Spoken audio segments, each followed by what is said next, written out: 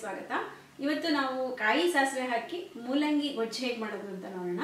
ಇದಕ್ಕೆ ಬೇಕಾಗಿರುವಂತ ಸಾಮಗ್ರಿಗಳು: 2 medium size ಮೂಲಂಗಿ ಇಲ್ಲ ಒಂದು ಸುಮಾರು ದೊಡ್ಡ ಮೂಲಂಗಿ ತಗೊಳ್ಳಿ. ಇದನ್ನ ಸಣ್ಣದಾಗಿ ಹೆಚ್ಚಿಟ್ಕೋಬೇಕು. ಹಿಂದಿನ ವಿಡಿಯೋನಲ್ಲಿ ಮೂಲಂಗಿ ಮತ್ತೆ ಹೆಸರುಬೇಳೆ ಹಾಕಿ ದಾಲ್ ಮಾಡೋದು ತೋರಿಸಿದ್ದೆ. ಇವಾಗ ಮೂಲಂಗಿ ಗೊಜ್ಜನ್ನ ನೋಡ್ಕೊಳ್ಳೋಣ. ಈ ಥರ ಸಣ್ಣದಾಗಿ ಕಟ್ ಮಾಡಿ ಇಟ್ಕೊಳ್ಳಿ.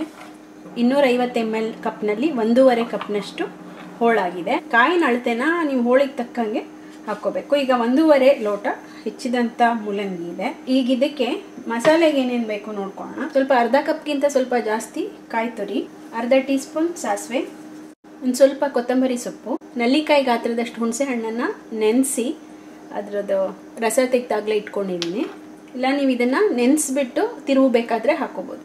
ಟೀ ಸ್ಪೂನ್ ಅಷ್ಟು ಬೆಲ್ಲ, ದೊಡ್ಡದಾಗಿರೋದು ಒಂದು ಸ್ವಲ್ಪ ಮೀಡಿಯಂ ಖಾರ ಇದೆ. ಇದು ಒಂದು ಮೆಣಸಿನ್ಕಾಯಿನ ಹಾಕ್ತಾ ಇದ್ದೀನಿ. ಸಾಮಾನ್ಯವಾಗಿ ಉಪಯೋಗಿಸುವಂಥ ಮೆಣಸಿನ್ಕಾಯಿ ಹಾಕೊಳ್ಳೋದಾದ್ರೆ ಒಂದು 3ರಿಂದ 4 ಹಸಿರು ಮೆಣಸಿನ್ಕಾಯಿ ತಗೊಳ್ಳಿ. ದೊಡ್ಡದಾಗಿರೋದ್ರಿಂದ ಒಂದೇ ಹಾಕ್ತಾ ಇದ್ದೀನಿ.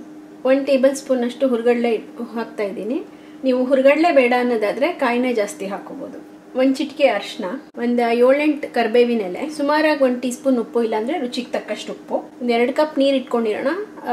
ಗೊಜ್ಜಿನ ಹದ ನೋಡ್ಕೊಂಡು ಎಷ್ಟು ಬೇಕೋ ಅಷ್ಟು ಹಾಕೊಳ್ಳೋದು. ಒಗ್ಗರಣೆಗೆ 2 ಟೀ ಸ್ಪೂನ್ ಎಣ್ಣೆ, ಚಿಟಿಕೆ ಇಂಗು, ಅರ್ಧ ಟೀ ಸ್ಪೂನ್ ಸಾಸಿವೆ, ಒಂದು ಒಣಮೆಣಸಿನ್ಕಾಯಿ. ಮೊದಲಿಗೆ ನೀವು ಯಾವತ್ತರಲ್ಲಿ ಗೊಜ್ಜು ಮಾಡ್ತೀರೋ ಅದಕ್ಕೆ 2 ಟೀ ಸ್ಪೂನ್ ಎಣ್ಣೆ ಹಾಕಿ ಮೀಡಿಯಂ ಉರಿನಲ್ಲಿ ಬಿಸಿಗಿಡಿ. ನೀವು ಒಗ್ಗರಣೆನ ಬೇಕಾದರೆ ಕೊನೆಗೂ ಹಾಕೋಬೋದು, ಅಂದರೆ ಗೊಜ್ಜು ಮಾಡಿದ್ಮೇಲೆ ಕೊನೆಗೆ ಹಾಕೋಬೋದು, ಇಲ್ಲಾಂದರೆ ಮೊದಲಿಗೆ ಹಾಕಿದ್ರೂ ಆಗುತ್ತೆ. ಎಣ್ಣೆ ಕಾದ್ಮೇಲೆ ಇಂಗು, ಸಾಸಿವೆ ಚಿಟ್ಗುಟ್ಟಿದ್ಮೇಲೆ ಒಣಮೆಣಸಿನ್ಕಾಯಿನ ಮುರಿದು ಹಾಕ್ಕೊಳ್ಳೋಣ. ಒಂದು ಸಣ್ಣ ಟೊಮೆಟೊ ಕಾಯಿ ಇತ್ತು, ಅದನ್ನೂ ಹಾಕ್ತಾಯಿದ್ದೀನಿ. ಈಗ ಹೆಚ್ಕೊಂಡಿರುವಂಥ ಮೂಲಂಗಿ ಹಾಕ್ಕೊಳ್ಳೋಣ. ಕರಿಬೇವು ಹಾಕಿ ಮಿಕ್ಸ್ ಮಾಡಿ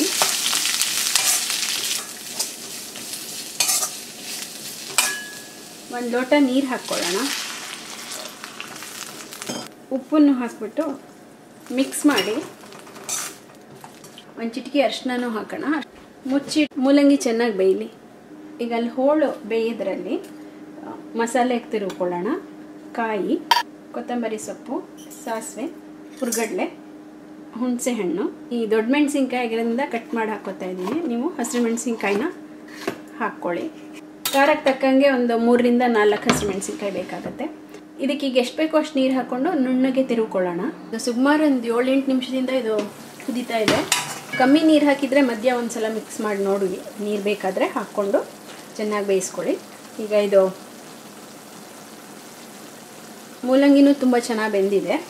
ಈಗ ಇದಕ್ಕೆ ಈ ಥರ ನುಣ್ಣಕ್ಕೆ ತಿರುವಿಟ್ಕೊಂಡಿರುವಂಥ ಮಸಾಲೆ ಹಾಕ್ಕೊಳ್ಳೋಣ. ಮಿಕ್ಸರ್ ಜಾರಿಗೆ ಸ್ವಲ್ಪ ನೀರು ಹಾಕಿ ಅದನ್ನು ಹಾಕೋಣ.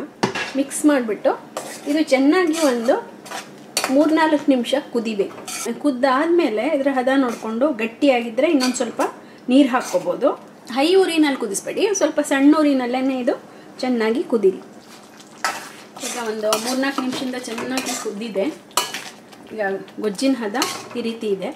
ಆರದ್ಮೇಲೆ ಏನಾದರೂ ಗಟ್ಟಿಯಾದರೆ ಇನ್ನೊಂದು ಸ್ವಲ್ಪ ನೀರು ಹಾಕ್ಕೊಂಡು ಇದನ್ನು ಚೆನ್ನಾಗಿ ಕುದಿಸ್ಕೊಳ್ಳಿ. ಈಗ ಗೊಜ್ಜಾಗಿದೆ, ಉರಿನ ಆಫ್ ಮಾಡೋಣ. ನಮ್ಮ ಇವತ್ತಿನ ಊಟಕ್ಕೆ ಮೂಲಂಗಿ ಗೊಜ್ಜು ಮತ್ತು ಅನ್ನ ರೆಡಿಯಾಗಿದೆ.